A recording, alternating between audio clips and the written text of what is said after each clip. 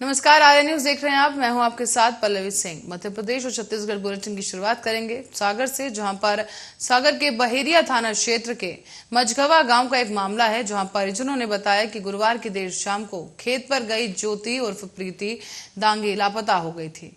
उसे की शुक्रवार की सुबह कुएं में डेड बॉडी मिली है और पंचनामा भरकर शव को पोस्टमार्टम के लिए भेजे जाने के बाद शाम 6 बजे प्रीति का अंतिम संस्कार किया गया।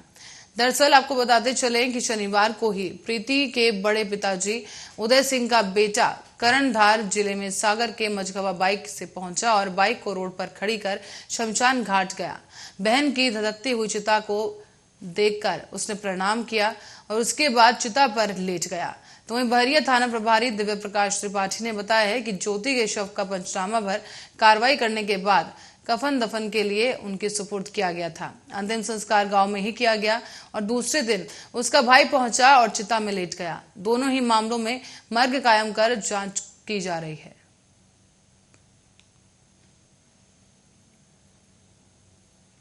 मझगवा गांव में दिनांक 10/6/2022 को प्रीति उम्र 21 साल की लड़की एक कुआं में पानी भर रही थी, उसमें पैर फिसल करके गिरी और उसके बाद जो है कुएं के पानी में डूबने से इसकी मृत्यु हो गई थी। पुलिस में रिपोर्ट आने पर मर्ग कायम कर प्राथमिक शव पंचनामा कार्रवाई की गई और मृतका का पीएम कराने के बाद शव कफन दफन हेतु सुपुर्द किया गया था परिजनों को। इसका अंतिम संस्कार मझगवा में हुआ था। अंतिम संस्कार के बाद परिजनों के द्वारा बताया गया कि इसका चचेरा भाई करण सिंह ठाकुर ये कल दिनांक 11/6 को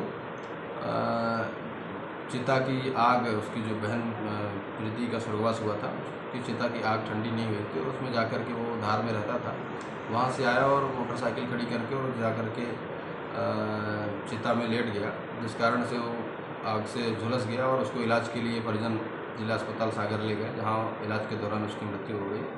दोनों ही प्रकरणों में मर्ग कायम करके जाँच। और इस बीच नगरीय निकाय चुनावों में कांग्रेस के ऐतिहासिक जीत के दावे पर केंद्रीय मंत्री नरेंद्र सिंह तोमर का बड़ा बयान सामने आया। नरेंद्र सिंह तोमर ने तंज कसते हुए कहा कि निकाय चुनाव में प्रत्याशी घोषित किए जाने में पिछड़ने के प्रश्न पर नरेंद्र सिंह तोमर बोले कि कल राज्य चुनाव समिति की बैठक हो चुकी है, प्रत्याशियों के नाम लगभग तय हैं और थोड़ी बातचीत बाकी है। जल्दी ही महापौर और पार्षद पद के प्रत्याशियों के नामों की घोषणा कर दी जाएगी। दरअसल आपको बता दें कि अपना जन्मदिन मनाने के लिए गृहनगर ग्वालियर पहुंचे थे नरेंद्र सिंह तोमर और इस दौरान रेलवे स्टेशन पर उनका जोरदार स्वागत किया गया। साथ ही साथ इस दौरान बड़ी संख्या में भाजपा स्टेशन पर मौजूद थे और वहां पत्रकारों से चर्चा करते हुए केंद्रीय मंत्री नरेंद्र सिंह तोमर ने कांग्रेस पर तंज कस दिया है। उन्होंने कहा कि स्वप्न देखने का अधिकार सभी को है। क्या कुछ कहा, आइए आपको भी सुनाते हैं। निकाय के पूरी तरह तैयारी है। भारतीय जनता पार्टी अपने कार्यक्रम और योजना के अनुसार तैयारियों में लगी हुई है। कल राज्य चुनाव समिति की बैठक संपन्न हो गई है, उसमें लगभग विचार विमर्श हो गया है। कुछ और बातचीत करना शेष है। जल्दी ही टिकट घोषित हो जाएंगे, वार्ड पार्षदों के भी टिकट घोषित हो जाएंगे और महापौर के भी टिकट घोषित हो जाएंगे। भारतीय जनता पार्टी के कार्यकर्ता पूरी ताकत से चुनाव लड़ेंगे और हम सभी नगर निगम और नगर पालिकाओं में भारतीय जनता पार्टी जीते, इसका प्रयत्न। और अब खबर भोपाल से है, जहां बीजेपी कृष्णा गौर के खिलाफ साजिश कर रही है, ये कहा जा रहा है। और पूर्व मंत्री पीसी शर्मा ने बीजेपी पर गंभीर आरोप लगाते हुए कहा, बीजेपी कृष्णा गौर को महापौर का टिकट देकर उनकी विधानसभा से हटाना चाहती है। तो मैं आपको ये भी बता दें, कृष्णा गौर पर दबाव बनाकर बीजेपी चुनाव लड़ना चाहती है। बीजेपी कृष्णा गौर की जगह गोविंदपुरा से किसी बड़े आदमी को बिठाना चाहती है। बीजेपी की प्रत्याशी घोषणा में हो रही देरी के पीछे केंद्र मंत्री ज्योतिरादित्य सिंधिया, पीसी जब सिंधिया कांग्रेस तब यही स्थिति बनती थी और अब वो वहां पहुंच गए हैं, वहां भी लिस्ट नहीं निकलेगी।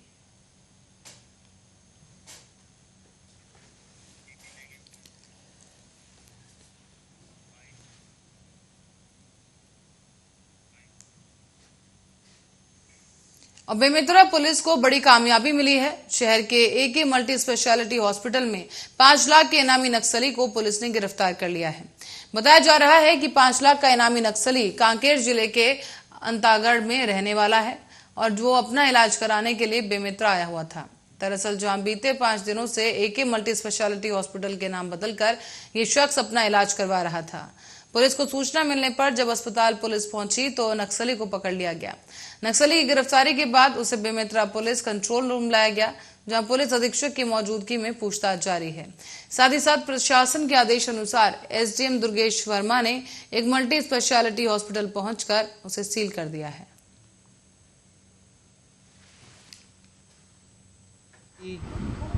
फिलहाल एक नक्सली पकड़ा गया है सूचना पर, इससे पूछताछ जारी है और जो भी खुलासा होंगे वो आपके सबके साथ शेयर किए जाएंगे।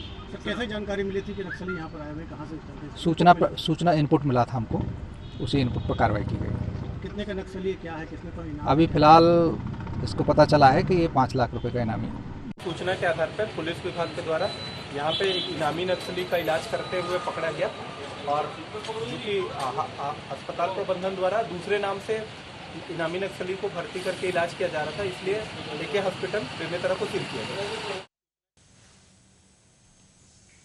और इस बीच मध्य प्रदेश में नगरीय निकाय चुनाव के तहत चुनावी माहौल गर्म हो गया है। आरोप प्रत्यारोप के सिलसिले जारी हैं और इस बीच मध्य प्रदेश विधानसभा में नेता प्रतिपक्ष डॉक्टर गोविंद सिंह ने ये कहा है कि राज्य निर्वाचन आयोग द्वारा निर्धारित जमानत राशि के अतिरिक्त भिंड मुरैना में पार्षद पद के उम्मीदवार से 25,000 और उसके प्रस्तावक से 25,000 रुपए जमा कराना भाजपा की साजिश का एक हिस्सा है। उन्होंने राज्य निर्वाचन आयोग के मुख्य निर्वाचन पदाधिकारी बीपी सिंह को पत्र भेजकर मांग की है कि भिंड मुरैना कलेक्टर द्वारा की जा रही इस मनमानी पर तत्काल रोक लगाई जाए। डॉक्टर सिंह ने यह भी कहा कि नगर निगम के महापौर पद के लिए 20,000, नगर पालिका अध्यक्ष पद के लिए 10,000 और नगर परिषद अध्यक्ष पद के लिए 3,000 रुपए की जमानत राशि निर्धारित करें। इसके अतिरिक्त कलेक्टर ने 25,000 रुपए अतिरिक्त जमा कराने के निर्देश देकर कई लोगों को उम्मीदवार बनने से ही वंचित कर दिया। डॉक्टर गोविंद सिंह ने कहा है कि भाजपा चाहती है गरीब तबके के लोग चुनाव नहीं लड़ सके। भाजपा पूंजीपतियों को बढ़ावा देकर उन्हीं को चुनाव के योग्य मान रही है। इससे गरीब लेकिन जनाधार वाले लोग चुनाव नहीं लड़ पाएंगे। साथ ही साथ आपको बता दें कि नेता प्रतिपक्ष डॉक्टर गोविंद सिंह ने भिंड मुरैना कलेक्टर के नाम पर इस तुगलकी फरमान की कड़े शब्दों में निंदा की और साथ ही राज्य निर्वाचन आयुक्त से बात कर उन्हें पत्र भेजकर शिकायत भी की है। निर्धारित राशि के अतिरिक्त राशि जमा कराने पर तत्काल रोक लगाने की बात कही गई। उन्होंने ये भी कहा कि कलेक्टर के इस फरमान से लोकतंत्र की पहले पायदान पर चढ़ने से ही गरीब को रोका जा रहा है। इसके पास पैसे हैं, वो नामांकन भरेगा और पूर्व निर्धारित राशि जमा कराने वालों का फॉर्म जमा नहीं कराया जाएगा।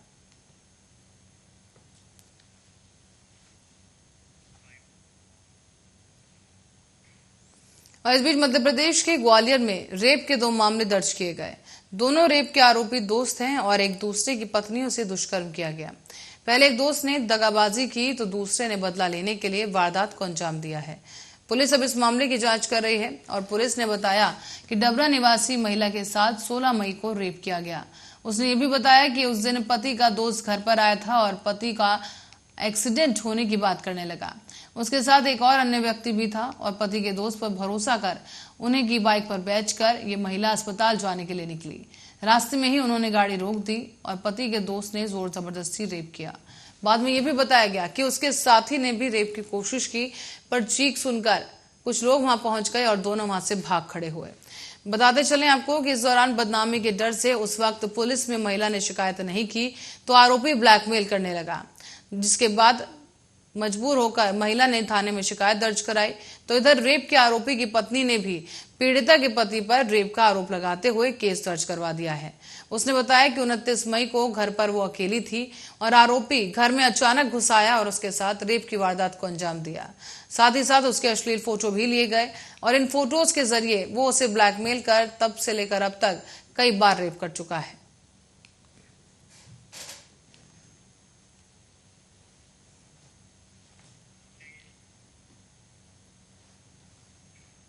और राजधानी भोपाल में अश्लील कमेंट करने का विरोध करने पर एक महिला के चेहरे पर ब्लेड मारने वाले आरोपी बादशाह बेग पर एनएसए की कार्रवाई की जा रही है। दरअसल आपको बता दें, गृह मंत्री नरोत्तम मिश्रा ने इसकी जानकारी दी। गृह मंत्री नरोत्तम मिश्रा ने सोमवार को कहा है कि शिवाजी नगर की सीमा सोलंकी पर हमले के मामले के बाद अब बादशाह बेग पर एनएसए की कार्रवाई की जाएगी। साथ ही साथ डीजीपी के निर्देश पर एसआईटी का गठन भी कर दिया गया है, जो कि अपराधियों के प्रकरण की जल्द से जल्द विवेचना करेगी। अपराधियों को सख्त से सख्त सजा दी जाएगी।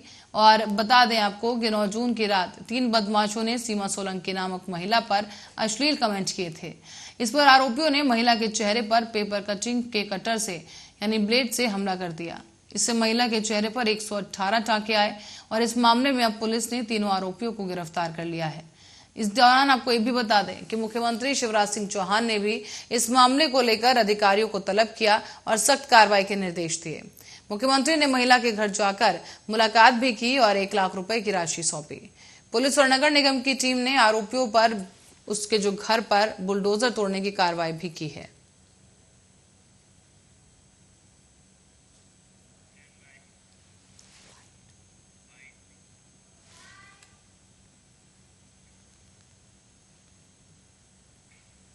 और मध्य प्रदेश में भाजपा महापौर प्रत्याशियों के नाम पर 2 दिन के मंथन के बाद भी पेच फंसा हुआ है। इसी बीच मुख्यमंत्री शिवराज सिंह चौहान शीर्ष नेतृत्व से मुलाकात करने दिल्ली पहुंच गए। ऐसे में चर्चा है कि बीजेपी देर रात तक महापौर प्रत्याशियों की सूची जारी कर सकती है। मध्य प्रदेश में बीजेपी महापौर प्रत्याशियों को लेकर शनिवार देर रात को कोर ग्रुप और चुनाव समिति की बैठक की गई। इसमें 5 सिंगल नामों पर सहमति बनी है, लेकिन महानगरों के नामों पर निर्णय नहीं हो सका। इसके बाद रविवार भी अलग अलग बैठक हुई, लेकिन भोपाल, इंदौर और ग्वालियर में नाम पर राय एक नहीं बन पाई। इसी के बाद अब मुख्यमंत्री सोमवार सुबह ही पार्टी कार्यालय में बैठक के बाद दोपहर में दिल्ली पहुंचे। यहां पर केंद्रीय गृह मंत्री अमित शाह समेत कई अन्य मंत्रियों से चर्चा की गई और पार्टी के सूत्रों की माने तो इंदौर में रमेश मंदौला ने महापौर का चुनाव लड़ने से इनकार कर दिया है। साथ ही साथ इसके बाद अब मालिनी गौड़ का नाम सबसे आगे है। हालांकि अभी गौरव रणदिवे, पुष्पमित्र भार्गव और डॉक्टर निशांत खरे के नाम पर चर्चा जारी है।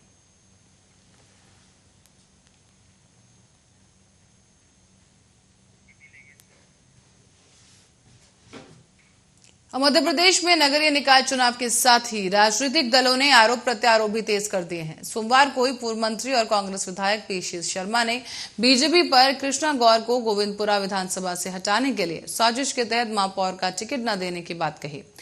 इस दौरान पूर्व मंत्री पीसी शर्मा ने कहा है कि बीजेपी कृष्णा गौर के खिलाफ साजिश कर रही है और बीजेपी कृष्णा गौर को महापौर का टिकट देकर उन्हें विधानसभा से हटाना चाहती है। कहा यह भी गया कि कृष्णा गौर पर दबाव बनाकर बीजेपी चुनाव लड़ना चाहती है और शर्मा ने कहा कि बीजेपी ने नेता कृष्णा गौर की जगह गोविंदपुरा से किसी बड़े आदमी को बीजेपी बिठाना चाहती है। पीसी शर्मा ने यहां पर बीजेपी के प्रत्याशी घोषणा में देरी को लेकर केंद्रीय मंत्री ज्योतिरादित्य सिंधिया पर तंज कसा है। शर्मा ने कहा कि बीजेपी के प्रत्याशी के नामों की घोषणा में देरी के पीछे केंद्रीय मंत्री ज्योतिरादित्य सिंधिया है। उन्होंने कहा कि जब सिंधिया कांग्रेस में थे तब ये स्थिति बनती थी और अब वो बीजेपी पहुंच गए हैं तो वहां भी लिस्ट नहीं निकल रही।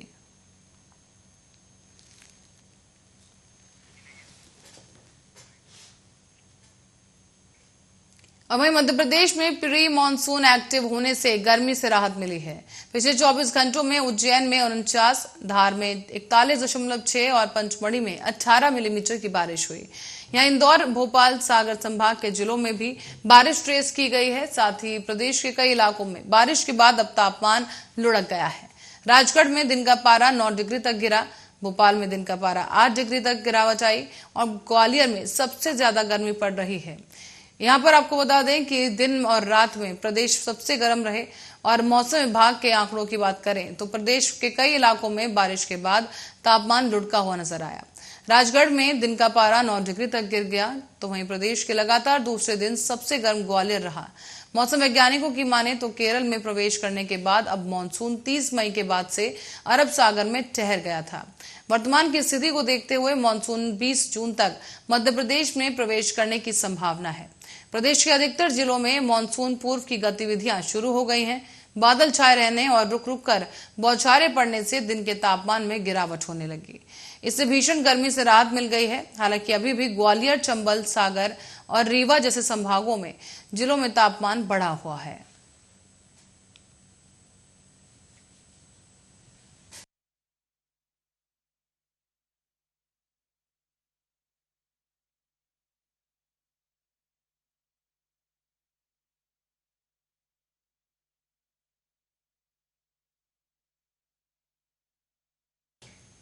और मध्य प्रदेश में एक बार फिर से कोरोना डराने लगा है। मध्य प्रदेश में रविवार को करीब 6,564 लोगों की जांच की गई, जिसमें से 62 नए कोरोना पॉजिटिव मरीज मिले हैं। इनमें से 364 एक्टिव केस हैं और मध्य प्रदेश के अलग अलग अस्पताल में 13 मरीज भर्ती हैं, जिनमें से 2 मरीज ऑक्सीजन सपोर्ट पर हैं। अब प्रदेश में अब तक 10,43,178 लोग संक्रमित हुए। इनमें से 10,32,076 लोग ठीक हो चुके हैं। कोरोना के कारण अब तक 10,738 लोगों की मौत हो चुकी है। साथ ही साथ रविवार को 27 मरीज ठीक भी हुए और अभी प्रदेश में 364 एक्टिव मरीजों की संख्या बताई जा रही है। साथ ही साथ आपको बता दें कि लगातार देश में अब कोरोना के आंकड़े एक बार फिर से बढ़ने लगे हैं। हालांकि जो मृत्यु दर है उसमें कोई बढ़ोतरी नहीं हुई, तो कहा यह जा रहा है कि इसे चौथी लहर नहीं माना जा सकता, लेकिन बावजूद इसके लगातार देश के कई हिस्सों में कोरोना के आंकड़े बढ़ने लगे हैं। खासतौर पर केरल और महाराष्ट्र में कोरोना के मामले सबसे अधिक तौर पर बढ़ रहे हैं और इसी बीच अब मध्य प्रदेश का नाम भी सामने आने लगा है, जहां पर लगातार कोरोना के मामलों में प्रतिदिन वृद्धि देखी जा रही है।